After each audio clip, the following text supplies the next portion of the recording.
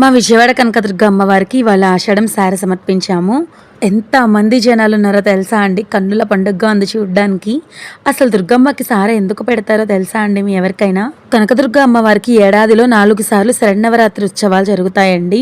ఆషాఢంలో వారాహి ఉత్సవాలు, ఆశ్వయుజ మాసంలో దసరా శరన్నవరాత్రులు, చైత్రమాసంలో వసంత నవరాత్రులు, మాఘమాసంలో శ్యామలాదేవి నవరాత్రులు చాలా బాగా నిర్వహిస్తారండి. వీటిలో ఆషాఢంలో వచ్చే వరాహి నవరాత్రుల్లో 2 తెలుగు రాష్ట్రాల భక్తులు ఈ నెల మొత్తం అమ్మవారికి మొక్కుల రూపంలో సారెను సమర్పిస్తారు. కొంతమంది అమ్మవారిని తన ఇంటి ఆడబడుచుగా భావించి ఈ సారెను సమర్పిస్తారు. ఇంకొంతమంది వాళ్ళ మొక్కులు చెల్లించేందుకు ఇదే కరెక్ట్ సమయం అని చెప్పి మొక్కుల్ని సమర్పిస్తారు. మేము కూడా సార పట్టుకుని వెళ్ళామండి. ఇదంతా మా సారా అంటే ఏం తీసుకెళ్ళాము అంటే గోరింటాకు, చలివిడి, గాజులు, పసుపు, కుంకుమ, పూలు, చీర, జాకెట్, స్వీట్లు, పళ్ళు, మన ఇంటి ఆడపిల్లకి ఏవైతే మనం ఇవ్వగలమో అవన్నీ కూడా అమ్మవారికి సారె రూపంలో సమర్పిస్తామండి. అసలు ఈ ప్రక్రియ ఎలా ప్రారంభమైంది మీకు ఎవరికన్నా తెలుసా? నేను చెప్తాను వినండి. దుర్గమ్మకు సారెను సమర్పించడం వల్ల పంటలు బాగా పండుతాయని, ఎలాంటి అనారోగ్య సమస్యల బారిన పడకుండా ఆరోగ్యంగా ఉంటారని భక్తులు భావిస్తారు.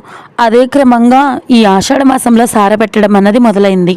చాలామంది జనం ఉండడం వల్ల మేమైతే అమ్మవారికి సారె చూపించి ఆ సారెని ముత్తైదుకి బొట్టు పెట్టించేసామండి. మేము ఇంట్లోనే గోరింటాకు రుబ్బుకొని తీసుకెళ్ళిపోయాం కదండి. అక్కడికి వచ్చిన వాళ్ళందరూ మాకు కొంచెం గోరింటాకు పెట్టండి, ఎవరు గోరింటాకు తీసుకురాలేదనుకుంటా. అమ్మవారికి గోరింటాకు పెట్టడం కూడా చలవేనండి.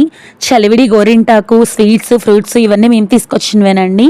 ఇవాళ చాలా మంది జనాలు ఉన్నారండి. అంత జనాల్లో ఏది క్యాప్చర్ చేయలేకపోయాను, జనం ఎక్కువగా ఉండడం వల్ల. ఇవన్నీ కూడా సారెలండి. ఇట్లా తీసుకొని సమర్పిస్తారు అమ్మవారికి. అమ్మవారికి సమర్పించిన తర్వాతన అవన్నీ కూడా ముత్తైదులకి బొట్టు పెట్టిచ్చేస్తారండి.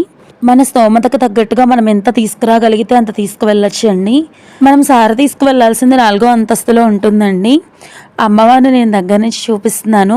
Actually phone not allowed, but నేను అలా తీసుకెళ్ళిపోయాను. ఈ పాప అయితే నాకు బాగా నచ్చేసిందండి. అంటే పుట్టి వెంట్రుకలు ఇచ్చారట ఇక్కడ ఒక పాపకి. అలా ఇచ్చిన తర్వాత వాళ్ళ ఆచారం తలపైన కుడుములు పెట్టి వేస్తారటండి. భలే ఉంది ఆచారం, నేను ఎక్కడ వినలేదు. ఇదైతే గుడి చుట్టుపక్కల మొత్తం అండి. ఇక్కడైతే చాలా మంది కోలాటాలు ఆడేస్తున్నారండి. నాకైతే కోలాటం బాగా ఇష్టం, అందుకే క్యాప్చర్ చేశాను, మీరు కూడా చూస్తారని.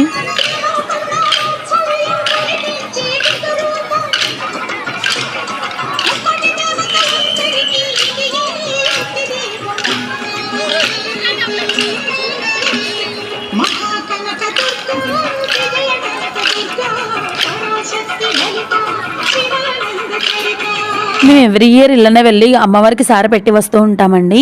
అమ్మదయ్యి ఉంటే అన్నీ జరుగుతుంది అంటారు కదా, అట్లనే మేము ఎప్పుడు అనుకున్నా సరే అలా వెళ్ళి వచ్చేస్తూ ఉంటాము. నాకైతే కోలాటం బాగా నచ్చిందండి. అండ్ ప్రతి ఒక్కళ్ళు ఇంతగా అమ్మవారిని నమ్మి సారెలు తీసుకొస్తున్నారండి. లాస్ట్ ఇయర్ కంటే ఇయర్ చాలామంది వచ్చారు. చాలా హ్యాపీ అనిపించింది. అంటే నమ్మకం, మూఢనమ్మకం 2 ఉంటాయండి. అందరూ మూఢనమ్మకం అని కొట్టిపడేయకుండా నమ్మకం అనుకుని అమ్మవారి దగ్గరికి సారె తీసుకొచ్చి భక్తి శ్రద్ధలతో సమర్పించారండి. ఎక్కడెక్కడి నుంచో వచ్చారండి. ఇంకా నేను ప్రసాదం తీసుకుందామని చెప్పి కౌంటర్ దగ్గరికి వెళ్ళిపోయానండి. ప్రసాదం కౌంటర్ దగ్గరికి. మా విజయవాడకి అమ్మవారు ఎంత ఫేమస్, ప్రసాదం కూడా అంతే ఫేమస్ అండి. మా బుడిదాన్ని ఇక్కడ డ్యాన్స్ చేయించాలని కోరికగా ఉందండి. ఈ దసరాల్లో చేద్దామని డ్యాన్స్ టీచర్ని నేను అడుగుతున్నాను. అమ్మవారి దయండి. సో ప్రసాదం అయితే నేను తీసేసుకున్నాను.